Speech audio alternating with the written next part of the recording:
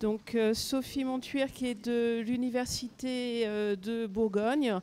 Et on retrouve donc le laboratoire Biogéosciences. Le Biogéosciences, ouais, qui a pas mal parlé hier, je crois.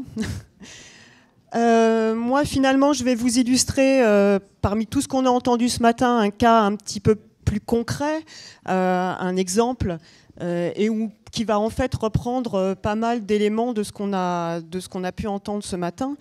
Donc, ce qui concerne les migrations et les changements climatiques. Et je vais vous parler d'une petite bête qui me tient à cœur, qui est donc le lemming. Donc c'est vraiment un cas un peu plus concret et on va partir dans des régions assez nordiques et polaires. Donc juste pour introduire un petit peu, parce qu'on parle beaucoup de biodiversité, c'est important, c'est vrai. Cela dit, c'est un terme assez récent, enfin en tout cas dans le sens où on l'entend aujourd'hui, et la protection de cette biodiversité. Et au final, la définition qu'on peut en donner, en tout cas celle qu'on utilise en général, c'est un inventaire des espèces coexistant dans un espace. Alors là, je vois que le passage Mac-PC est toujours redoutable. Le petit carré, c'est plus ou moins vaste et pendant une période plus ou moins longue. Et donc, c'est vrai que c'est toujours des problèmes d'échelle. Et l'étude de la biodiversité est très fortement liée toujours à ces problèmes d'échelle. Et ça va donc recouvrir finalement plusieurs notions très complexes de l'individu, des espèces, des écosystèmes, à différentes échelles, à diverses échelles de temps et d'espace. Et c'est ça finalement la complexité des études que l'on peut en faire, parce qu'ensuite il y a les grands textes sur la biodiversité, sur cette protection de la biodiversité, et ensuite j'ai envie de dire, il y a aussi un petit peu les mains dans le cambouis, et à quelle échelle on va travailler, comment est-ce qu'on va mettre en évidence des interactions, etc., pour mettre en place éventuellement les meilleures mesures de conservation. Et donc, souvent, en tout cas dans mon domaine, on essaye de qualifier la biodiversité ou la diversité, c'est-à-dire qu'est-ce qu'on entend, c'est quoi? C'est juste compter des espèces ou il y a autre chose derrière? Et en fait, bon, vous le savez, hein, vous l'avez entendu aussi ce matin, il y a la diversité taxonomique, hein, c'est le comptage en effet, génétique, morphologique, fonctionnelle. Donc, à quel niveau finalement on s'intéresse quand on parle de biodiversité? Et donc du coup, toujours pour introduire un petit peu cette étude des lemmings, vous voyez donc que l'on peut étudier la diversité des écosystèmes, on en a entendu parler, hein, on peut travailler à l'échelle d'une mare, d'une forêt, d'un récif, on ne va pas du tout observer les mêmes interactions. On peut étudier la diversité des espèces, donc soit on va se mettre au niveau des amphibiens et on va regarder, on va compter ces espèces, ou alors on peut regarder aussi à l'intérieur même d'une espèce et on va regarder autre chose, sa diversité génétique et éventuellement sa diversité morphologique, etc. Donc vous voyez que c'est vraiment toujours une question d'échelle d'études. Alors bon, là toujours aussi pour introduire, enfin bon là je pense que je parle à des gens qui connaissent un petit peu tous ces termes. La diversité génétique, c'est par exemple le polychromatisme. Alors ça par contre, moi qui suis paléontologue, ça me pose des problèmes quand même parfois dans mes données fossiles. C'est que le risque que l'on a, et là du coup on va finalement accroître de façon complètement artefactuelle le nombre d'espèces, parce que il faut bien comprendre que là, on n'en a qu'une. Dans l'actuel, c'est assez simple. On a la génétique hein, pour éventuellement en être sûr. Dans le fossile, il faut prendre en compte cette variabilité et être capable de dire il n'y a qu'une espèce. Parce que là, finalement, on pourrait très bien dire il y a la blanche, celle qui est un peu marron et celle qui a des dessins, etc. Donc vous voyez que là, déjà, c'est pas pareil. Hein. On peut passer dans le fossile de 1 à 3 espèces assez facilement. Ensuite, donc, il y a la diversité taxinomique. Finalement, c'est celle qui intéresse le plus, qui nous intéresse le plus là depuis hier. C'est un comptage du nombre d'espèces. Et là, à très vaste échelle, entre l'Amérique du Nord et l'Amérique du Sud, on voit tout de suite que au niveau du nombre d'oiseaux, eh bien, il y en a beaucoup plus au niveau tropical, Brésil, par rapport aux régions beaucoup plus nordiques. Donc là, c'est un comptage. On compte le nombre. La diversité fonctionnelle, je crois qu'on a déjà vu hein, ce genre de figure. Eh bien, celle-ci, elle est très, compliquée parce qu'elle est très complexe, il y a énormément d'interactions et on peut s'imaginer que dès que l'on va, là c'est simplement la diversité fonctionnelle dans l'Atlantique Nord en ce qui concerne le cabillaud et toutes les relations qu'il peut avoir autour de lui. Donc évidemment, si on coupe peut-être qu'un lien, ça fera peut-être pas grand-chose, c'est l'image de la Tour Eiffel, c'est vrai. Si on commence à couper un peu pas mal de liens, ça sera beaucoup plus dramatique. Et enfin, et celle sur laquelle moi je travaille un petit peu plus, et ce que je vais vous illustrer justement avec les lemmings, c'est la diversité morphologique, qu'on appelle aussi la disparité, c'est-à-dire le fait d'avoir différentes formes au sein d'une même espèce.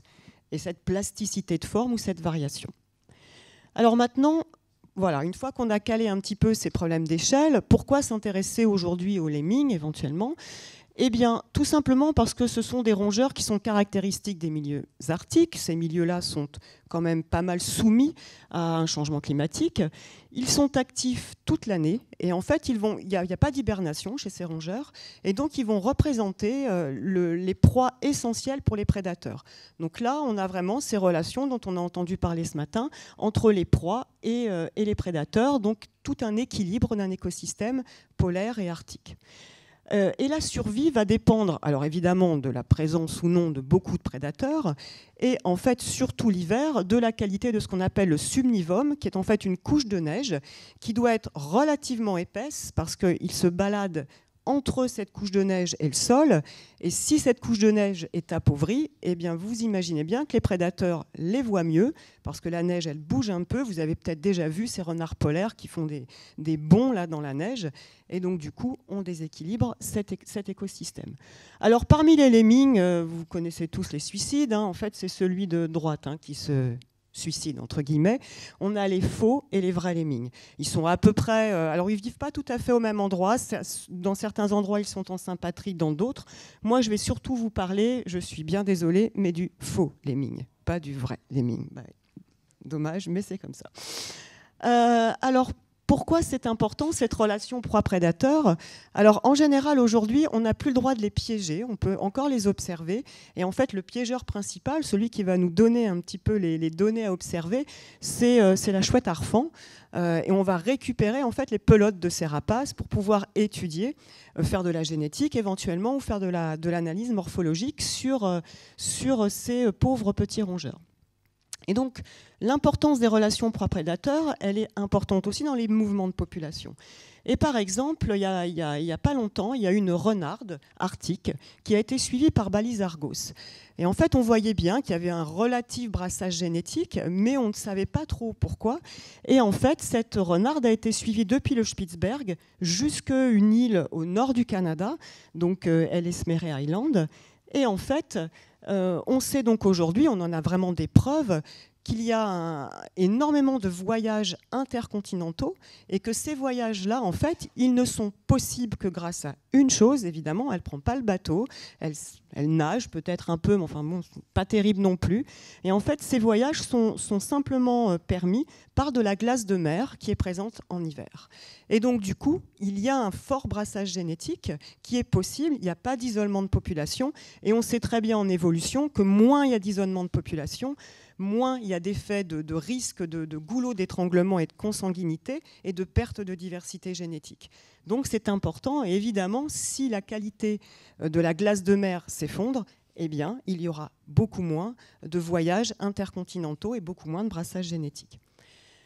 Alors, les lemmings, eh bien, ils ont en fait une très longue histoire en Europe, mais aussi d'ailleurs en Amérique du Nord, parce que aujourd'hui, voilà, les 4 principaux candidats que l'on peut étudier, ils sont répartis donc pour quelques-uns d'entre eux, les 3 premiers là, en Amérique du Nord, et vous avez leur répartition. Et puis nous, en Sibérie, ce qu'il leur reste, en tout cas ce qu'il nous reste en Eurasie et notamment en Sibérie, c'est celui de droite là-bas. Donc voilà la répartition actuelle de ces rongeurs. Sauf que voilà leur répartition il y a 100 000 ans. Donc au niveau fossile, c'est-à-dire qu'il y a 100 000 ans, eh bien, en Amérique du Nord et en Europe, eh bien, vous aviez des lemmings dans le sud-ouest de la France, vous aviez des lemmings dans le Jura, vous aviez des lemmings un petit peu partout.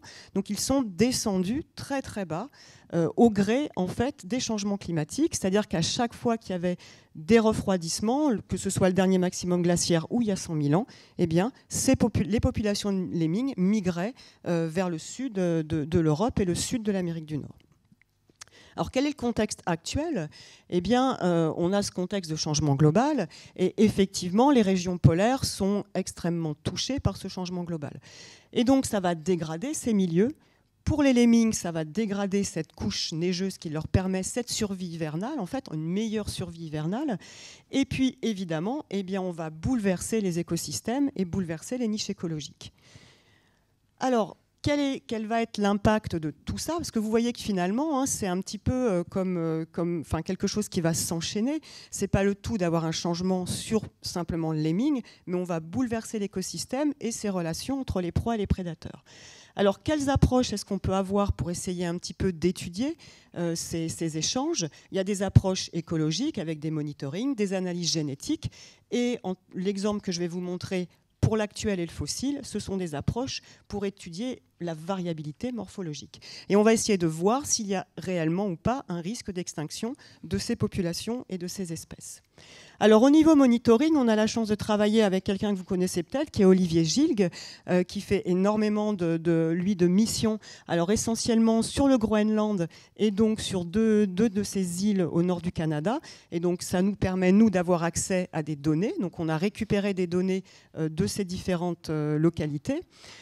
On a une collaboration aussi avec quelqu'un qui travaille dans la baie d'Hudson, et donc avec aussi des suivis de chouettes harfans.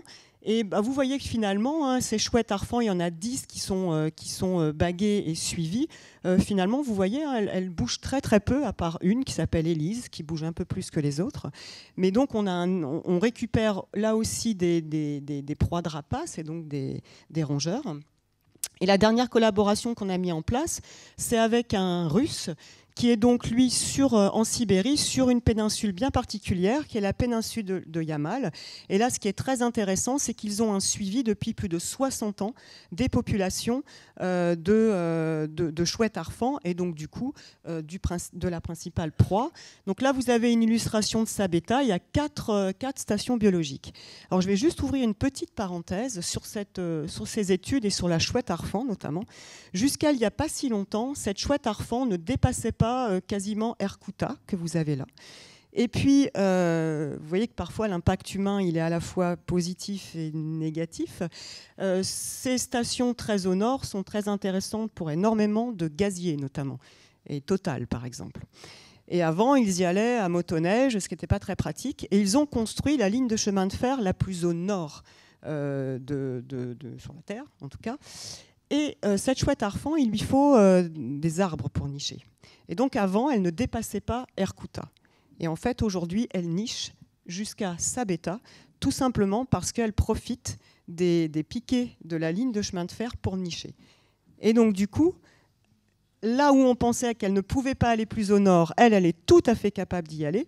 Et donc, elle change l'équilibre. Donc, elle y va. Ce n'est pas le froid ou rien qui l'empêche d'y aller. Elle y va. Sauf que du coup, c'est un nouveau prédateur qui arrive pour les lemmings. Et donc, ça change. Voilà. Donc, un bien pour un mal pour un bien. On ne sait trop rien. Voilà. Donc, ça, c'est le monitoring. Là, vous avez la diversité génétique. Alors là, on peut commencer effectivement à s'inquiéter pour le lemming. Et vous avez une autre espèce qui est très présente avec lui, qui est un autre campagnol, qui est beaucoup plus généraliste. Et donc, on voit très bien hein, cet effet de goulot d'étranglement. Alors, c'est bientôt midi. Hein, vous avez un petit peu, si vous tracez le tour, hein, c'est une image d'une bouteille hein, à gauche, n'est-ce pas? Et puis à droite, c'est plutôt un petit peu d'expansion. Et donc, il y a déjà une forte perte de diversité génétique chez ces lemmings par rapport à une autre espèce de campagnol qui, lui, est plutôt en train d'exploiter de nouveaux territoires au cours du temps. De la même façon, si on fait de la modélisation de niche, on s'aperçoit donc que c'est beaucoup plus dramatique pour le lemming acolier par rapport à l'autre campagnol, où vous voyez entre le dernier maximum glaciaire, donc en haut, où les lemmings étaient largement répartis, où ils étaient même descendus beaucoup plus vers le sud, et la restriction de niche que l'on peut imaginer, par exemple en 2080, dès lors qu'on modélise. Par contre, pour l'autre, pas de problème. En 2080, il va devenir extrêmement florissant. Alors, quelle a été notre étude et nous, qu'est-ce qu'on peut finalement un petit peu apporter à ce débat? Qu'est-ce qu'on peut regarder, surtout si on intègre un peu l'histoire, les 100 000 ans d'histoire à cette échelle-là. Donc, on a travaillé sur un échantillonnage actuel de près de 800 lémines qui provenaient de ces différentes localités que je vous ai présentées. Et puis, on a la chance donc d'avoir un gros jeu de données fossiles. On a plus de 600 fossiles, c'est assez important. Donc répartis ici, comme vous le voyez, dans le sud-ouest de la France, hein, c'est-à-dire qu'il y a à peu près 60 000 ans, vous pouviez croiser des lemmings. Et il y avait c'est-à-dire que des hommes ont croisé des lemmings en France. Leur impact était évidemment beaucoup moins fort. Alors voilà ce sur quoi on travaille. Alors si certains me disent que je travaille sur des sapins de Noël, c'est en fait tout simplement une première molaire inférieure. Alors vous allez me dire, mais pourquoi travaille-t-elle sur des premières molaires inférieures? Qu'est-ce qu'elle va nous chercher là? C'est tout simplement parce que pour faire la comparaison entre l'actuel et le fossile, on n'a pas 36 000 solutions. J'aimerais bien travailler sur des crânes, j'aimerais bien travailler sur plein d'autres choses, mais les crânes sont en général pas conservés, très peu conservés. Et donc ce qui est le mieux conservé, ce sont les dents. Et ce qui est le plus informatif, entre guillemets, c'est les molaires. Donc on travaille sur les molaires. Donc voilà à quoi ça ressemble. Donc nous en fait on fait des études de morphologie, on pose des points on fait des mesures et donc on regarde un petit peu quelle est la variabilité, la variation de ces dents, et c'est vraiment la seule façon que l'on puisse faire si l'on veut comparer donc ici avec nos données fossiles depuis à peu près 100 000 ans. Et vous voyez ici, hein, vous avez les changements climatiques qui ont pu opérer depuis 100 000 ans. Pour vous donner une idée, un ordre d'idée, c'est à peu près des changements climatiques de l'ordre de 10 degrés. C'est-à-dire que dans les périodes les plus froides, c'était à peu près 0 degré si on prend le Jura. Et puis aujourd'hui, c'est à peu près une moyenne de 10 à 11 degrés. Alors, là, c'est l'actuel. Juste pour vous montrer un petit peu... alors, je ne sais pas si vous aimez les statistiques, si vous connaissez un petit peu les statistiques. Mais en tout cas, voilà, si l'on regarde un petit peu la morphologie de ces espèces actuelles, et si on regarde juste entre notre espèce, donc plutôt eurasiatique, là, qui est en haut en vert, et puis celles qui sont présentes au Canada. Et vous voyez que déjà, on constate, avec cette morphologie, qu'on a une grande variation finalement inter-espèces. C'est d'ailleurs pour ça qu'on a nommé plusieurs espèces. C'est un petit peu aussi comme ça que l'on fait de la taxonomie. Et puis malgré tout, on a aussi une grosse différence à l'intérieur même d'une espèce, entre la forme finalement bleue et la forme rouge. Alors où elles sont, ces deux-là? Eh bien, elles sont là, en fait. C'est-à-dire que à l'intérieur de la même espèce, vous avez celle du Groenland et vous avez celle qui est sur les îles du Canada. Or, elles sont séparées par une sorte de grand chenal. Si vous regardez une carte, vous allez voir qu'il y a une sorte de grand chenal qui sépare les îles nord-canadiennes des îles sud-canadiennes et du continent canadien. Donc on a déjà une sorte pas de spéciation, mais de différenciation. Cette différenciation, elle est vue aussi au niveau génétique. Donc ce qu'on disait juste avant, ça peut générer de l'espèce.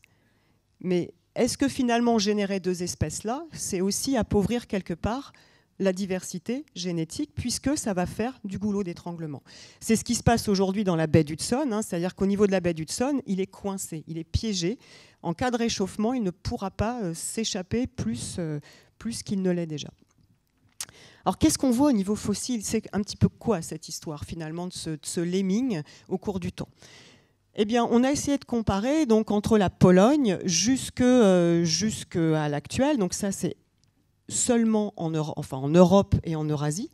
Et donc, vous avez ici, on l'a vu, hein, il y a un changement temporel. Donc, finalement, c'est aussi pour ça qu'on aurait eu un risque un petit peu de déterminer plusieurs espèces. On a pris le parti d'en en avoir qu'une. Et en fait, on a une augmentation de la complexité. Ça, c'est quelque chose en évolution que l'on voit souvent, une augmentation de la complexité au cours du temps. C'est-à-dire que la forme est de plus en plus complexe. Est-ce adaptatif ou pas? Ça, c'est très compliqué à dire. Qu'est-ce qu'on a d'autre? J'ai bientôt fini. On a aussi un effet de la distance. Et c'est ça qui est important aussi. C'est-à-dire que plus on s'éloigne, vous avez, alors, je ne sais pas s'il y a un pointeur, voilà. Ici, c'est la Pologne, là, vous avez la Hongrie, ici, vous avez la Belgique, et donc la Suisse et le sud-ouest de la France. Plus on s'éloigne de la population que l'on peut estimer comme une population source, plus on génère de la différence.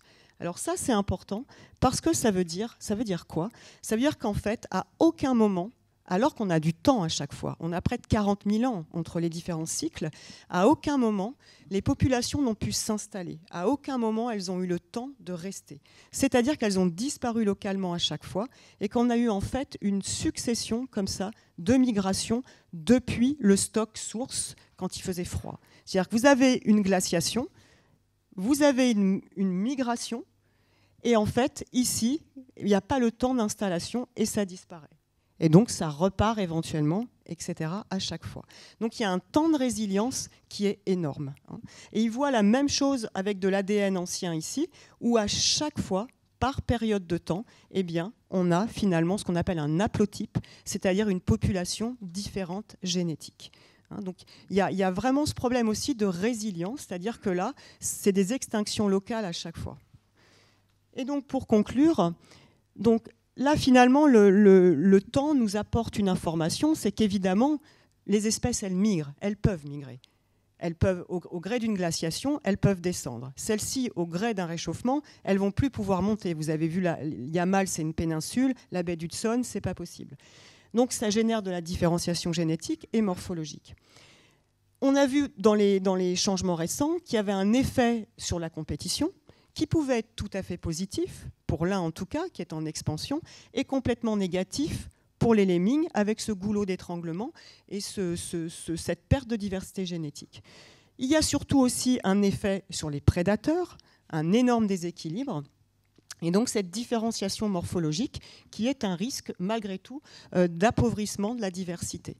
Alors le risque d'extinction, il n'y est pas encore pour les lemmings, mais néanmoins, ce sont vraiment des espèces qui sont à fort risque aujourd'hui. Alors ils ne sont pas sur les listes, on n'a plus le droit de les piéger, mais il n'y a pas encore de mesures importantes, en tout cas pour la conservation de ces rongeurs. Et voilà, je vous remercie.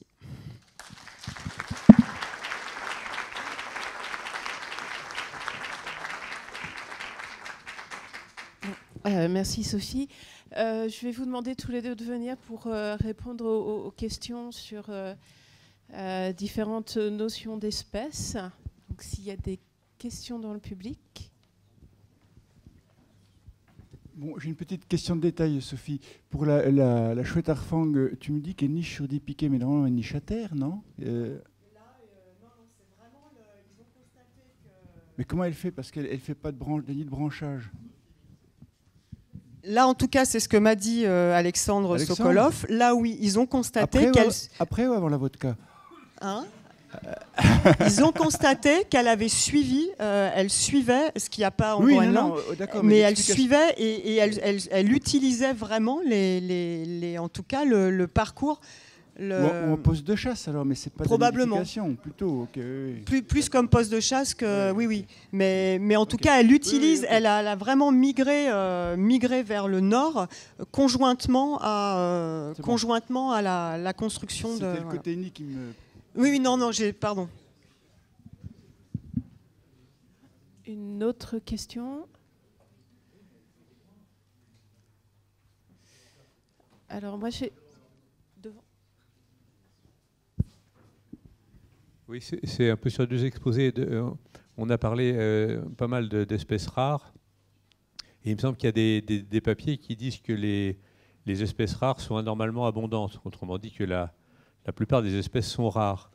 Et l'idée, c'est que les espèces rares seraient plus adaptées à la rareté que des espèces abondantes qui deviendraient rares. Autrement dit, elles ont des traits évolutifs qui fait qu'elles ont... il y a des choses nouvelles dans ce domaine sur, effectivement, par rapport à est-ce que finalement des espèces abondantes qui deviennent rares déclinent plus rapidement que des espèces qui ont toujours été rares? Il y a eu des essais d'analyse? Je sais pas, moi j'ai vu effectivement dans la littérature scientifique des papiers sur le fait que la rareté, que les espèces qui ont entre guillemets toujours été rares, en tout cas dans les temps mémoriaux, tenaient le coup anormalement bien par rapport à des espèces communes qui déclinent. Oui, ça c'est documenté. Et d'ailleurs, ça remet un peu en cause la logique liste rouge, parce que quand même, il y a beaucoup de critères d'évaluation dans les listes rouges qui sont basés sur des choses qui ressemblent à de la rareté. Et ça a toujours été considéré comme un trait favorisant l'extinction. Et il semblerait qu'il y ait certaines espèces rares qui soient entre guillemets normalement rares, pas par raréfaction, et que celles-là tiendraient le coup mieux que ce qu'on pensait. Voilà, le débat existe actuellement. Après, pour l'instant, je dirais, le dogme de l'extinction est favorisé par la rareté et pas mis en brèche. Et après, il semblerait effectivement que des espèces très communes, comme je sais plus, le pigeon nord-américain qui était encore présent par millions et qu'on savait déjà que c'était prédictible qu'il allait s'éteindre, que les espèces qui étaient en forte abondance et qui déclinent fortement, mais c'est pas établi. C'est encore aujourd'hui plutôt un sujet de débat et éventuellement de remise en cause d'un dogme. Pas les endémiques insulaires. Les endémiques insulaires, elles sont rares, mais elles sont rares, elles pourraient durer très longtemps si elles n'avaient pas d'espèces introduites qui venaient les... Dans certaines situations, la rareté n'est pas un handicap. Après, évidemment, avec tous les changements globaux, il y a quand même beaucoup de situations dans lesquelles ça...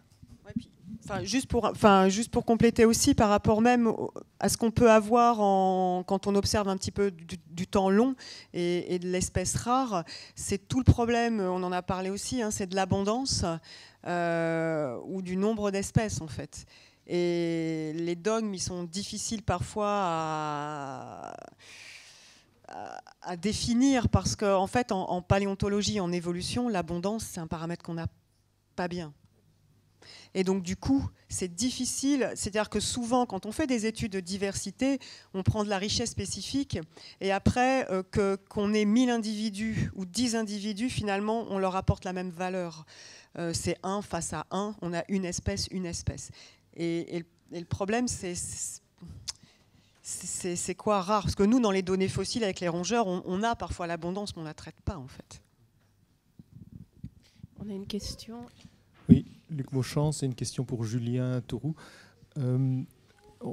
Tu as parlé des problèmes de critères UICN. On voit aujourd'hui qu'on a tout un tas de régressions d'espèces ou d'apparition d'espèces ou d'arrivée d'espèces qui sont liées au changement d'occupation du sol. Tu parlais des forêts, la moitié des forêts ont moins de 100 ans ou 150 ans. Donc Et par exemple, si on prend l'exemple des messicoles, les messicoles ont dû, dans des temps un petit peu anciens, être beaucoup plus rares que dans les temps un peu moins anciens, puisqu'on a beaucoup cultivé sans la capacité de supprimer ces messicoles.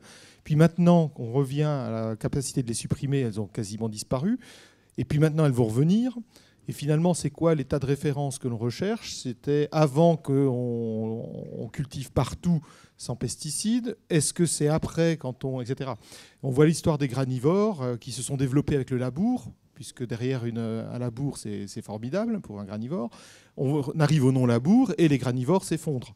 Donc, en gros, on a un effondrement des granivores qui n'est pas du tout lié aux pesticides, mais au non-labour qui est là pour pallier l'absence de pesticides. Enfin, on voit que c'est assez compliqué.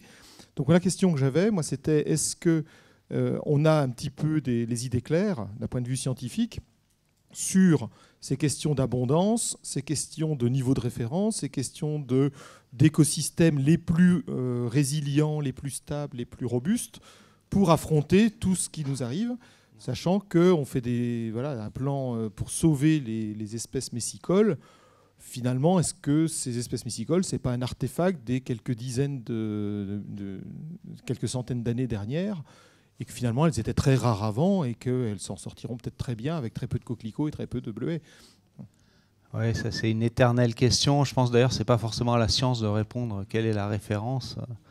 Et je pense, à force de tourner en rond, il faut peut-être se dire que la notion de référence, en tout cas l'état idéal ou l'état passé, c'est très relatif, c'est un choix de société.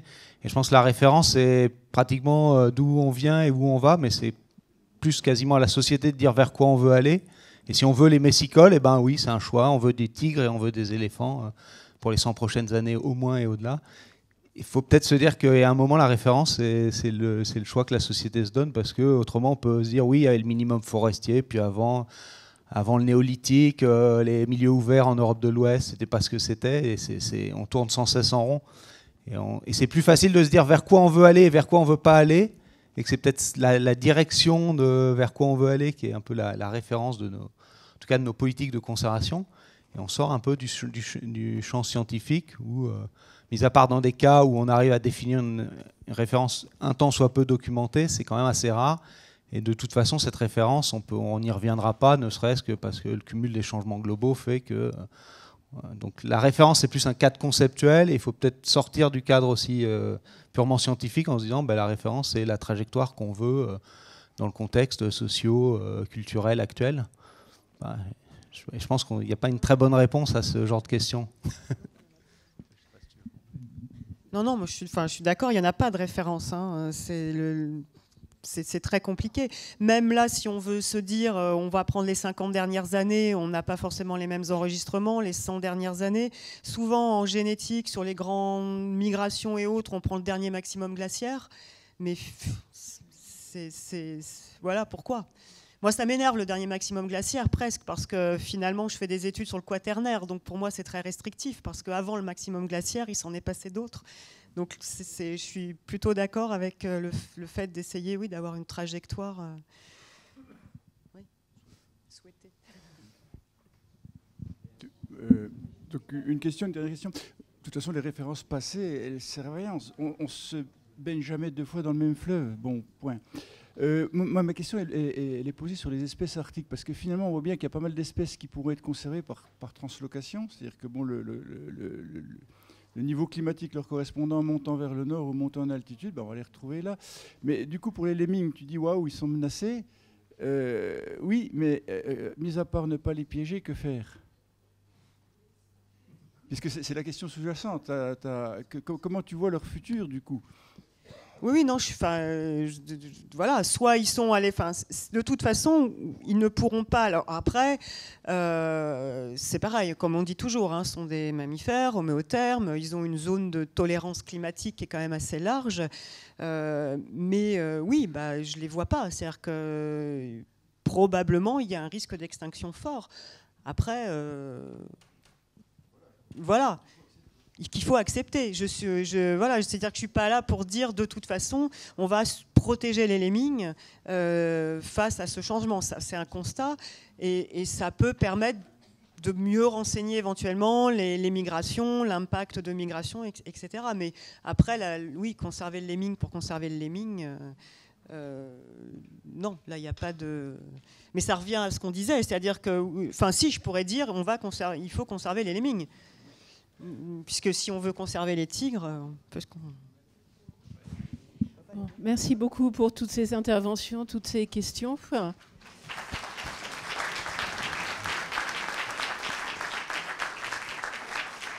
Et je laisse la parole à notre gentils organisateurs.